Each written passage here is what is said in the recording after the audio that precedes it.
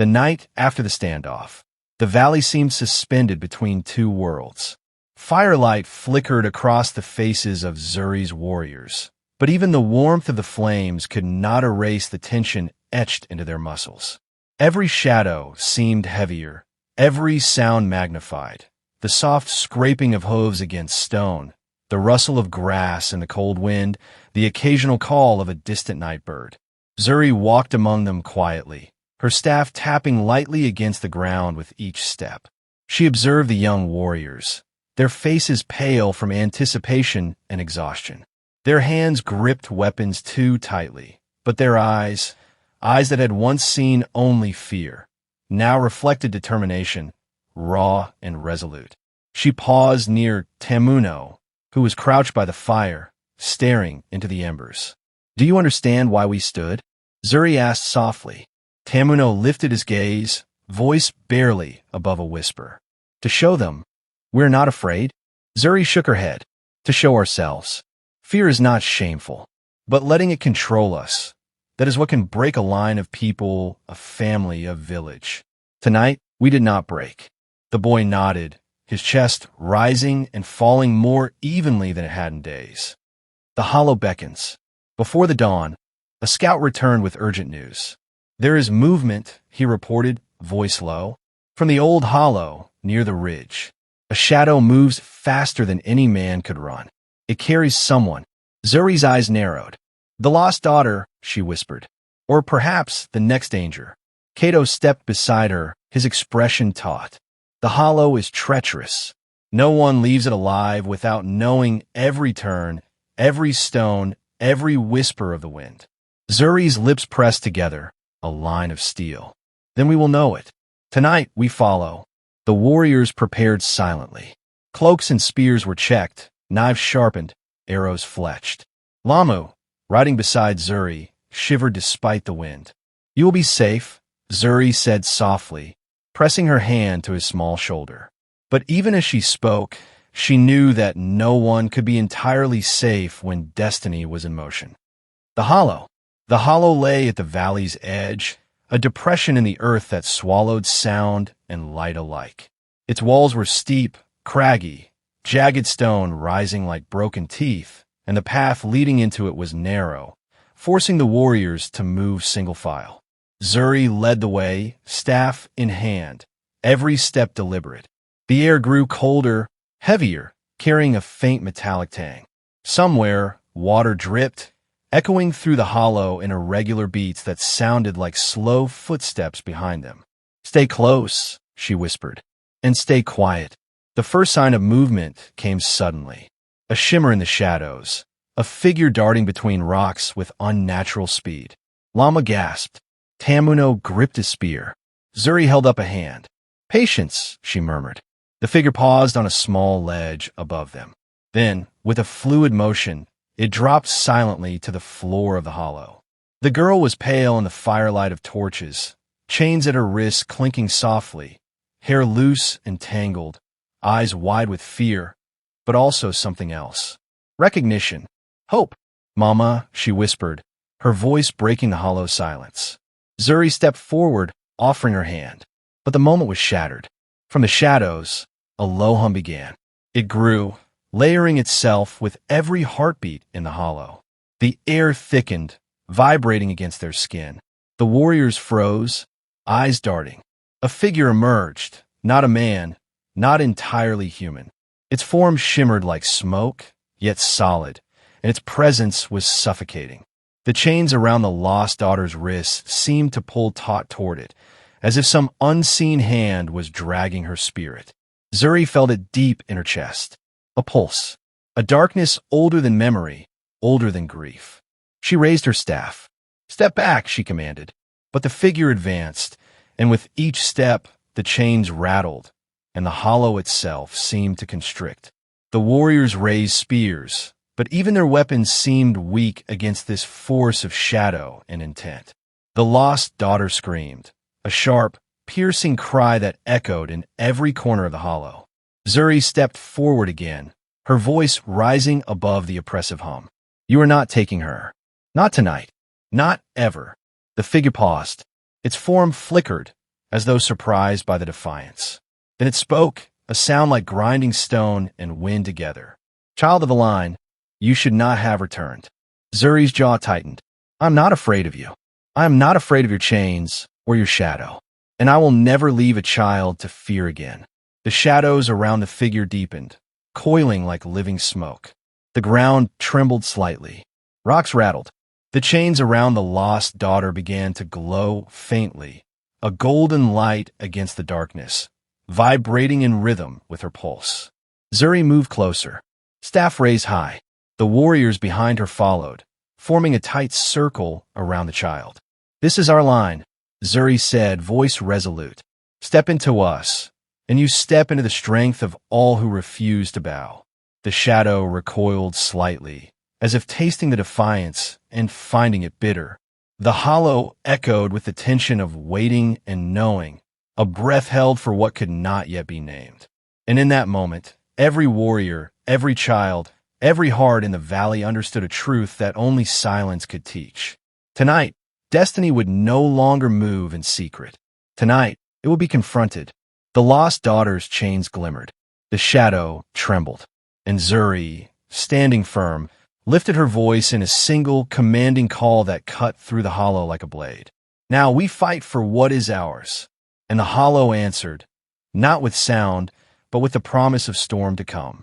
The hollow breathed around them, alive with shadow and threat. Every step Zuri took sent echoes ricocheting against the jagged stone walls, a chorus of fear and defiance intertwined. The lost daughter clung to her side, chains glinting faintly in the dim torchlight, trembling but unbroken.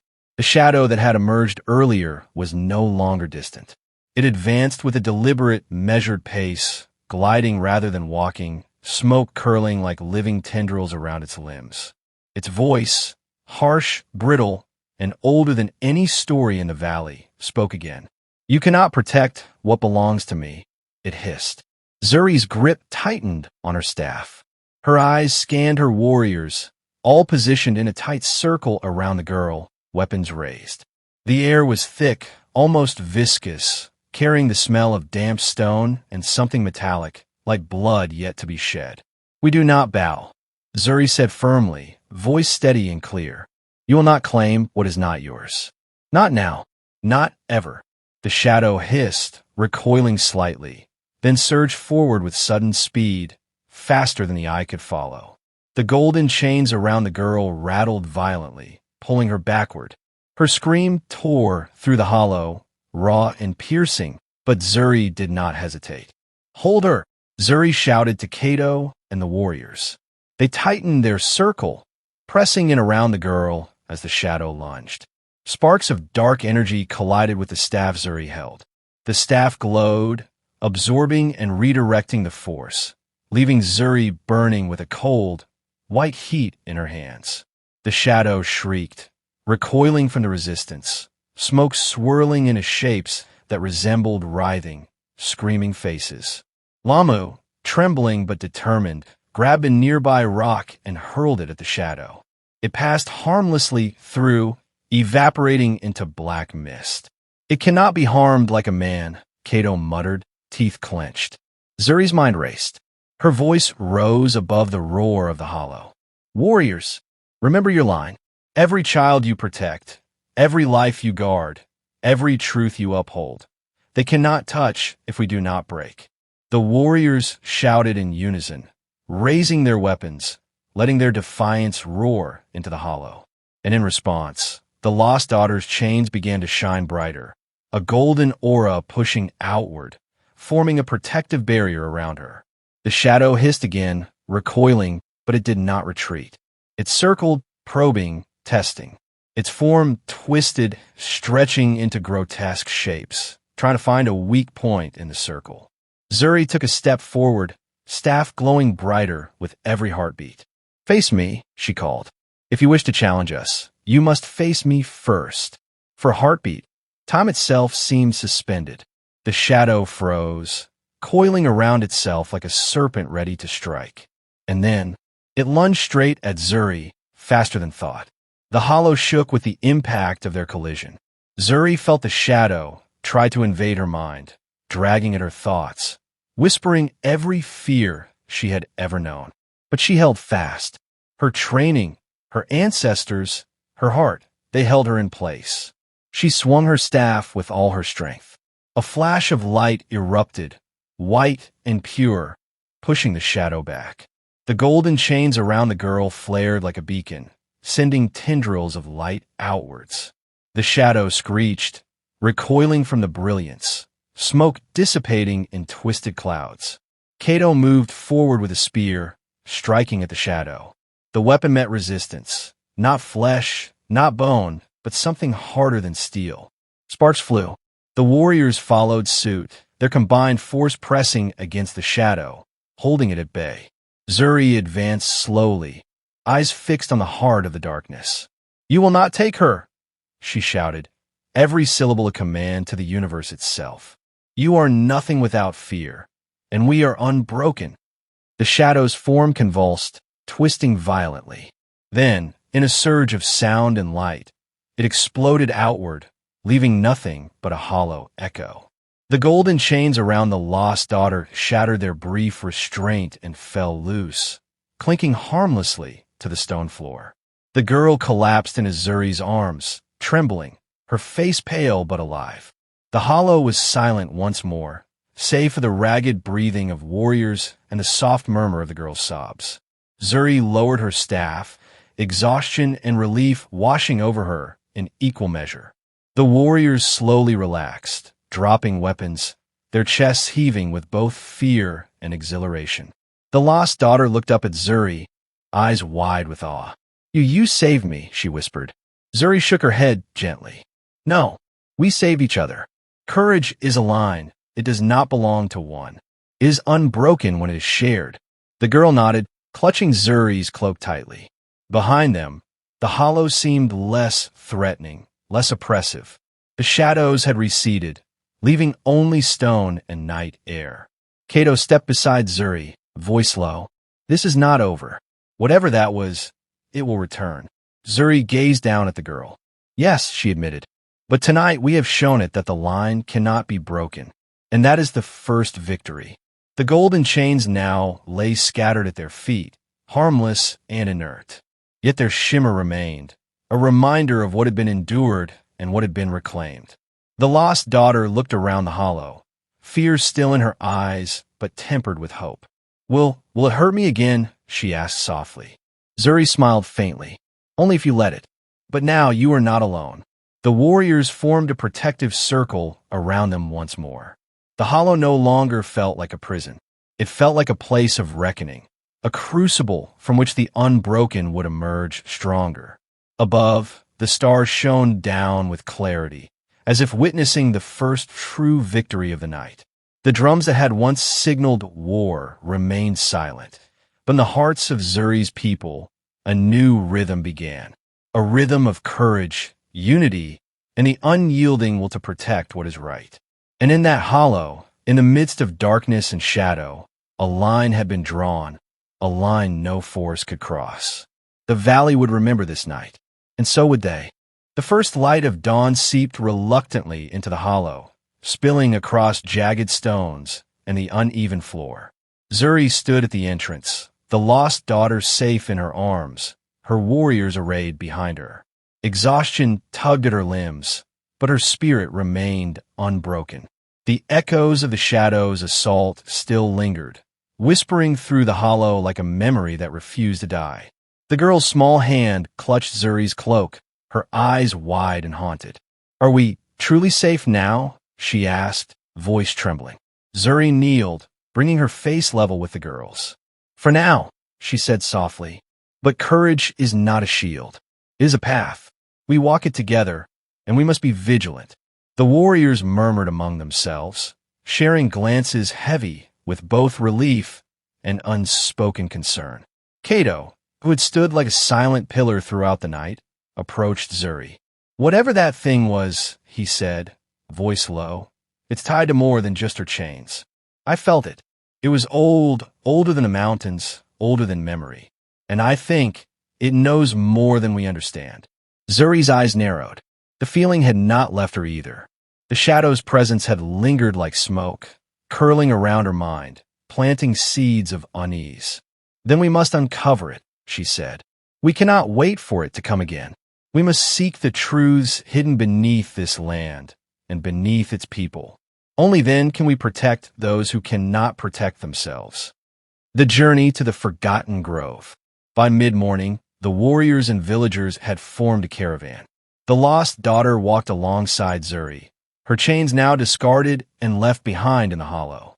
The air smelled of damp earth and new beginnings, but beneath it lingered the scent of unease, a lingering trace of the shadow's dark will. Zuri led them toward a place spoken of only in hushed whispers, the Forgotten Grove. Legends told of a hidden sanctuary deep in the northern hills, where the oldest spirits dwelled and knowledge of the land's unseen forces was kept. It was a place where answers could be found, but at a cost. The path was treacherous, roots twisted like serpents, rocks jutted sharply from the earth, and the wind carried voices that were not there. The villagers clutched charms and whispered prayers, but the children's laughter, once a balm to Zuri's heart, was silent now. Fear had made them quiet. As they walked, Zuri spoke to them, her voice calm but firm. "Do not let shadows of the past cloud your hearts. The hollow has tested us, yes, but it has also revealed our strength. The Forgotten Grove holds answers. We will find them together." Cato walked beside her, spear in hand, scanning the dense underbrush for movement. He had noticed something troubling during the hollow encounter. Subtle changes in the terrain, almost imperceptible signs that the shadow's power had reached far beyond the hollow itself. "I do not like this," he muttered, mostly to himself. Zuri glanced at him. "Nothing worth protecting is ever easy." The first signs of the grove. By late afternoon, the group reached a plateau overlooking a dense forest. The air here was cooler, tinged with an almost metallic sweetness, and the trees grew closer together, their roots intertwining to form natural arches and hidden pathways. "This is it," Zuri said, her voice hushed, reverent. "The Forgotten Grove begins here." A hush fell over the caravan. The lost daughter stepped forward cautiously, glancing at the twisting roots and darkened foliage.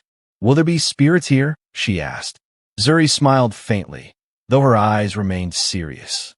"Yes, some will guide us. Some will test us. Some may wish us harm.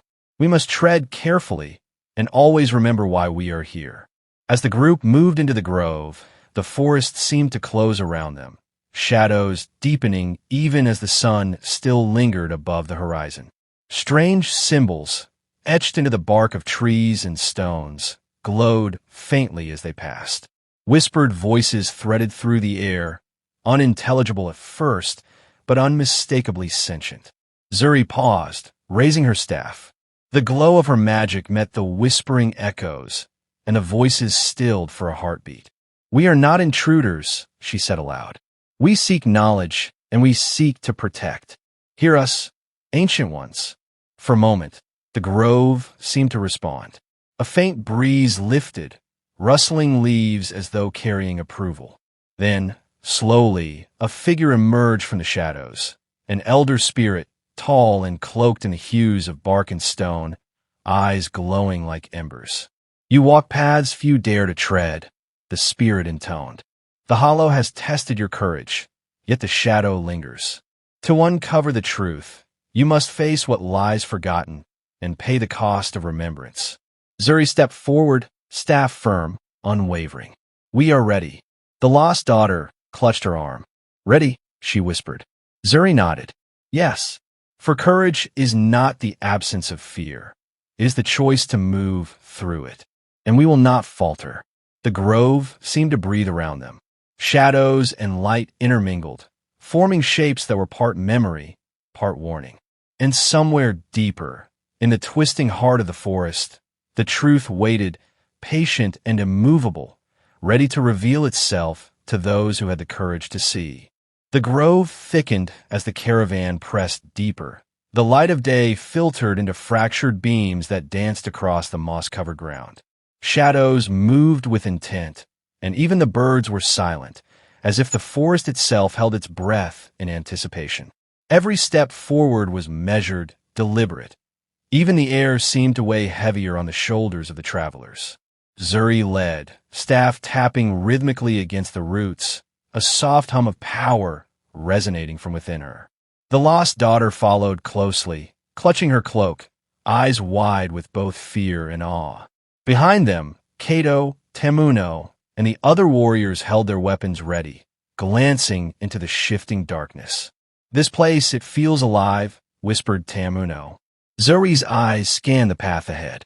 "It is not merely alive, but conscious.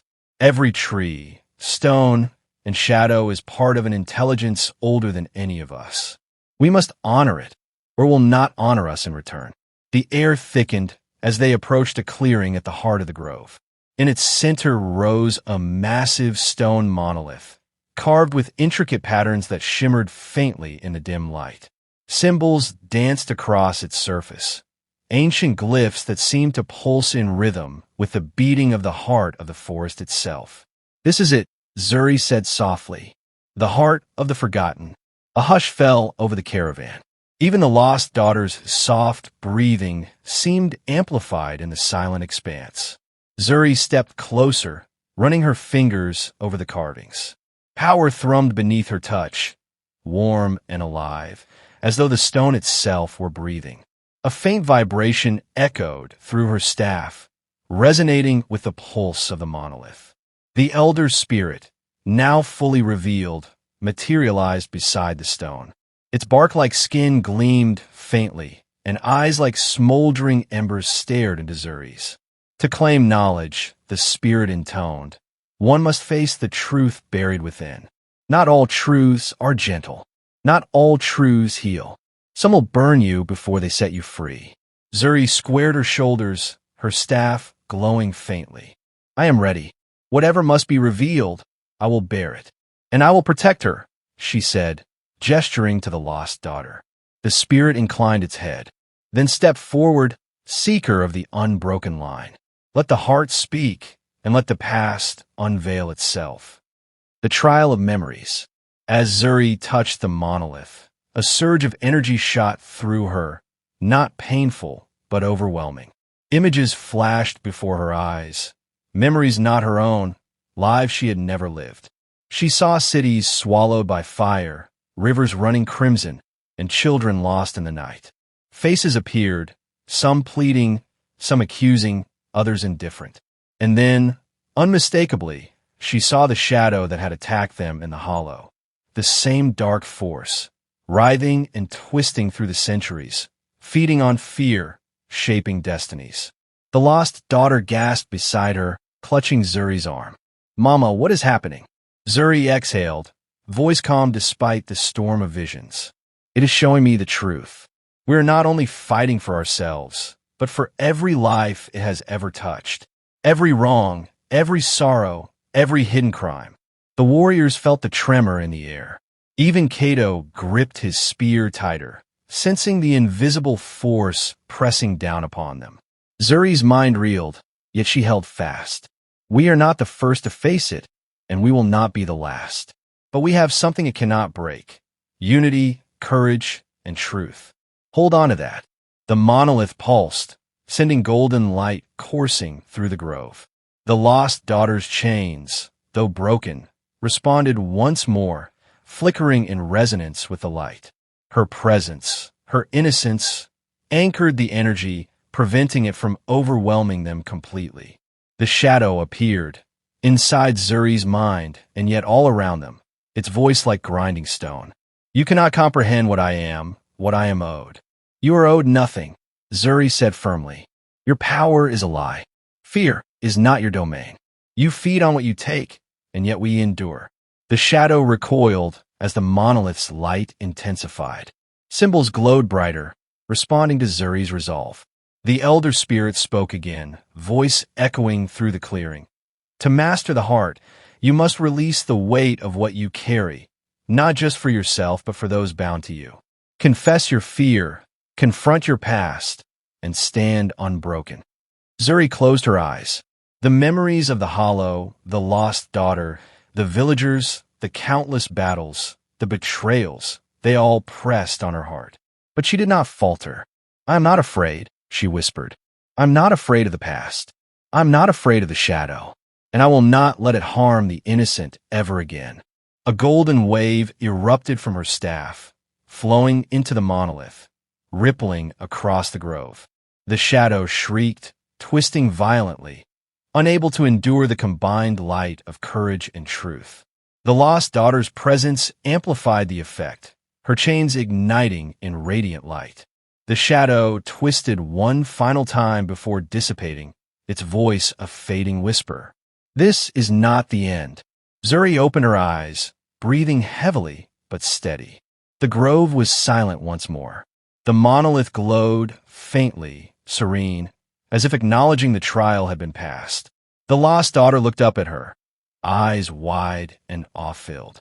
"Mama, we did it." Zuri shook her head slowly, voice soft but firm. "No, we did it." Courage is never a lone act. The warriors slowly lowered their weapons, their expressions a mix of awe and exhaustion. Cato approached, voice reverent. "That was beyond anything I imagined. The forest itself tested us, and we passed." Zuri nodded, eyes scanning the grove. She knew the shadow had not been destroyed. Its existence spanned centuries. But tonight, they had earned a reprieve, a moment of clarity, a victory in the face of an ancient darkness. The elder spirit inclined its head, a gesture of approval. "The heart has spoken. You carry its blessing now, seeker.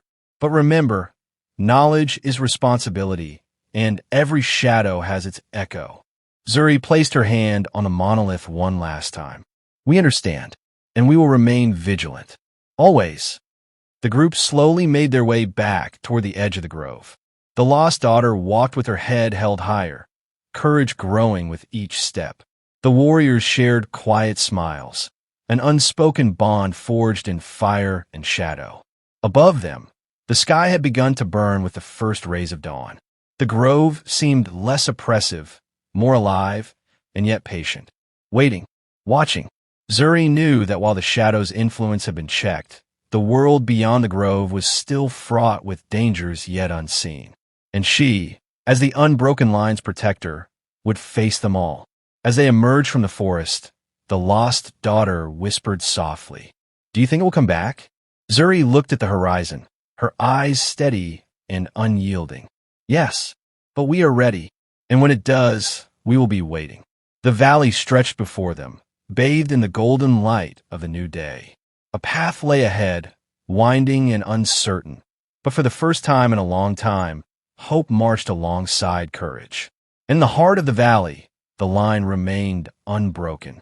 The morning air was crisp and electric as Zuri and her caravan descended from the forgotten grove. The valley lay spread before them like a living tapestry, every hill and stream bathed in soft gold. Yet beneath the beauty, tension hummed, an undercurrent only those who had faced the shadow could feel. Every leaf, every whisper of wind seemed to carry the promise of unseen eyes, watching, waiting. The lost daughter walked alongside Zuri, her small hands brushing against the tall grass, absorbing the warmth of the sun on her skin. Her eyes, once wide with fear, now glimmered with a cautious spark of confidence. Yet even in her newfound bravery, Zuri sensed the weight of what she had endured pressing on her young shoulders. Cato and the warriors led the way, weapons still drawn, muscles taut with the instinctive readiness of those who had survived the hollow and the grove. The forest behind them held secrets they were only beginning to understand, and they all knew that the shadow, though weakened, had not vanished. The signs of a stirring threat. By midday, the group had reached the edge of the valley where the village of Aguta sprawled, its thatched roofs and winding paths dotted with people going about their daily lives. Yet, even here, a subtle unease had begun to settle. Children clung to their mothers, elders whispered warnings in low tones, and the usual rhythms of the market, laughter, bargaining, song, were muted. Zuri narrowed her eyes, sensing the change. "Something stirs," she murmured. "The hollow was only the beginning. This valley will not remain at peace for long." Kato, scanning the rooftops and alleyways, nodded gravely. I've noticed it too. Shadows move differently here, unseen but felt. It's as if the air itself carries the echo of what we faced in the grove. The lost daughter shivered slightly, sensing the tension in the adults around her. Zuri placed a hand on her shoulder, steadying her. Courage does not mean fear disappears. It means facing what frightens you anyway. Remember that. A stranger appears. As they approached the village square, a figure emerged from the shadows of a narrow alley. Cloaked in deep indigo, the stranger's face was obscured, but the aura of power was unmistakable. The villagers instinctively gave way, a ripple of unease passing through them as the figure's gaze settled on Zuri and the lost daughter. Zuri, the figure called, voice soft yet commanding. You have awakened something you cannot yet comprehend. Zuri's grip tightened on her staff. Who are you? The stranger lifted their hood, revealing the sharp features of a man whose eyes glimmered like molten silver. I am Irenai, he said, keeper of the veil, and what you have disturbed in the grove has set in motion events that will touch every corner of this valley. The lost daughter clutched Zuri's hand. The veil, she whispered. Zuri's brow furrowed. Tell us everything. Now, Irenai's eyes swept over the gathered villagers, warriors, and the children nearby. The shadow you faced is part of a larger web. It is an ancient force, bound by forgotten pacts and broken promises. The hollow was but its warning. The grove gave you insight, but it also signaled its awakening. Soon, the valley will face a rising tide of unrest.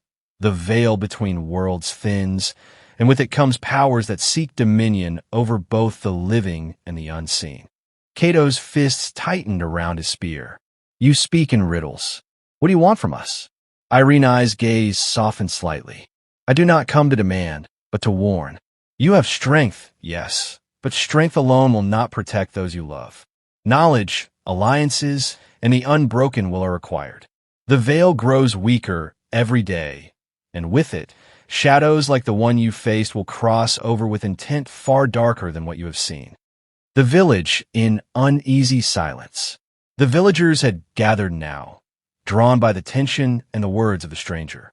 Murmurs rippled through the crowd, fear and curiosity intermingling.